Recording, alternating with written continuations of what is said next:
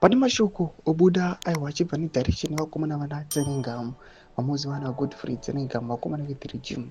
Panguva inoyi vanhu voshamisika achinzwa kuti aiwa he is affirming with the 31st of March aiwa showdown kana shutdown or a protest yakarongwa navakomana vari kustopa aiwa utongi kana kuti utungamiri hwemutungamiri wenyika yeZimbabwe.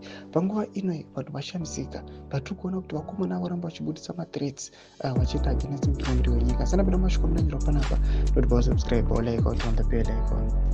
Following the passing out more than 900 macorps anozikamwa aiwa kuti akakomemoratwa nemutungamiri wenyika, and after that pabuda mathreats ekunzi vakomana vangoda kungomisbehave, vakomana with the police they will thwart them. Vakomana anonzi Godfrey Tsenengamu obuda nyora achiti this time we'll make sure we deal with these partisan police details who are always against the dictates of the constitution of Zimbabwe.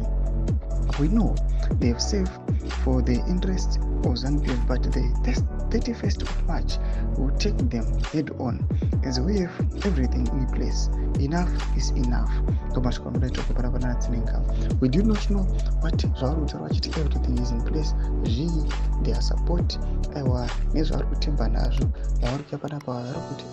so 31st the showdown yavaroda kuita and the shutdown yavaroda kuita munyika yeZimbabwe vari kuti they want to thwart and remove vakomana ava with the ZRP police vari kunzi aiwa vanoseva the interest of the regime, not the interest of the constitution and the people at large. Mashoko ari kuya panapa vanhu vakuita panapa vachimira vachiti aiwa ndakatimboona kuti 31st of March wacho anenge arimbori married with what, anenge amboberekei, zvii zvichabhurotiwa tu aiwa zvatichaona kuti aiwa chaos ichakonzerwa 31st March yatikuona kuti inhau iri kupinda pacitizens, mavo veterans nevamwe vakomana vethe ruling party ZANU-PF. Ameno akuti iwe rinopisa potidza mafungiro enyu muri kudii pamusoro pechitiko ichi. Pena comment section medu kuti mafungiro enyu. Subscribe or like, turn on the bell icon.